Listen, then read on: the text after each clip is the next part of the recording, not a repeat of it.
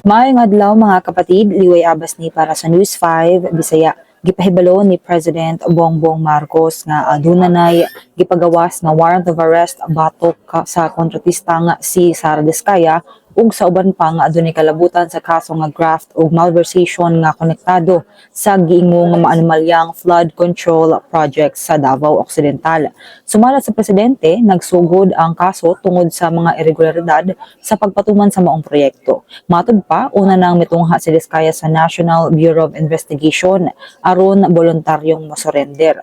Gisiguro ni President Marcos ang padayon ug hugot nga investigasyon ingon man ang pagpasaka sa angay nga mga kaso batok sa tanang personalidad nga nalambigit sa issue sa mga maanumalyang flood control projects. Dugang pa sa presidente, paningkamutan sa gobyerno nga mabalik sa kaban sa nasod ang pondo nga giingong gikawat o nawala tungod sa maong mga proyekto. Nagatubang si Diskaya ug ang uban pa sa mga kasong graft malversation nga non-bailable. Kinsa na matong update, magpadayon na sa pagbantay sa social media pages in this file para sa pa mga balita ug update.